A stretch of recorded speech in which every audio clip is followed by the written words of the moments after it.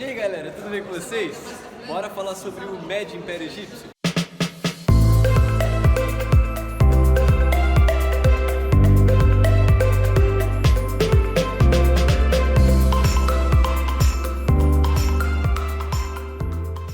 Bom, legal, então a gente já passou pelo período intermediário, que foi uma bagunça total, só que dentro dessa bagunça, o estilo de arte e as coisas mudaram um pouco para os egípcios, até que a gente chega nesse cara bonito aqui atrás, que foi o faraó Montuhotep, que ele foi tão importante quanto o Namer, no sentido de que ele unificou novamente as terras do Egito, que estavam separadas, né? Bom, tem algumas características interessantes aqui nessa estátua do faraó Montuhotep. Primeiro a gente percebe que o estilo clássico do Antigo Império, ele está sendo abandonado, entende? Comparando com o estilo clássico, muitos consideram como uma degeneração artística, mas enfim, pode ser considerado também como uma inovação artística.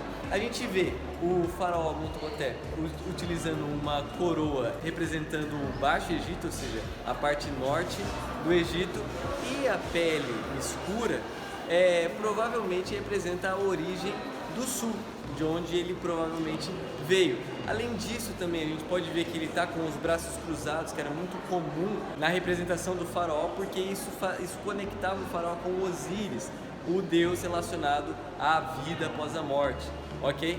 E tem algo interessante aqui, que as pernas dele também têm tamanhos diferentes ali. E alguns dizem que isso indica que em vida ele tinha elefantise, mas outros dizem que às vezes foi só um erro na construção da estátua. Enfim, não dá pra saber. Mas muito interessante, o Império Médio não é muito considerado na história geral, não possui muitos marcos históricos importantes na perspectiva da história geral, mas nele houve um melhoramento da tecnologia de irrigação também, uma expansão das terras férteis do Egito e, obviamente, toda a riqueza de um período histórico. Aqui tem um sarcófago interessante da gente ver, porque ele expressa um pouco das preocupações daquela época. Por exemplo, geralmente em sarcófagos você encontraria trechos de encantos, de textos mágicos, de fórmulas para ser bem sucedido na vida após a morte, e também os utensílios que a pessoa gostaria de levar consigo para a vida após a morte. E é interessante ver que nesse sarcófago aqui, que claramente é um sarcófago de mulher, apresenta itens do cotidiano daquela época. Por exemplo, para a vida após a morte, esta pessoa aqui ela desejava levar os espelhos, um colar muito bem produzido, também tem aqui brincos de orelha, perfumes, esses vasinhos aqui são perfumes também, e sandálias, enfim. Isso acaba sendo um exemplo de como às vezes um sarcófago que a gente acha, não tem nada a ver com o cotidiano, tem a ver com a morte, pode nos dar dicas das preocupações ou do dia a dia de um egípcio ou de uma população, de um povo de muitos anos atrás. Outra coisa que eu acho interessante também é que as mulheres, as rainhas, princesas, também possuíam grande consideração e admiração. Tanto é que várias estátuas, várias pirâmides, várias tumbas e palácios eram dedicados a essas figuras femininas, como por exemplo essa estátua aqui da rainha Nofret, que era esposa do faraó Senusret.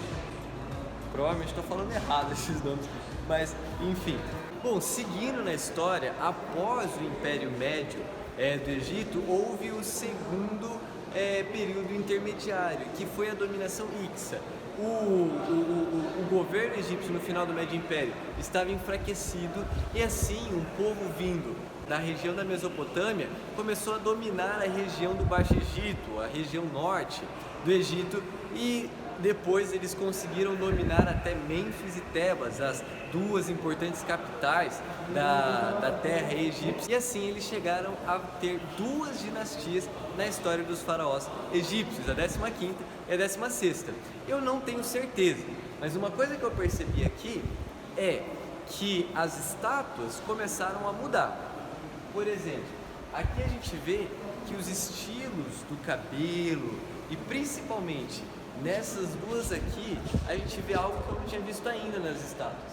Ao invés de uma barba que se enfatiza aqui no queixo, a gente vê uma barba bem cheia, entende? Parecendo assírios, eu não tenho certeza, mas talvez essa é uma representação do período Ixo, que foi o período que segue o Médio Império.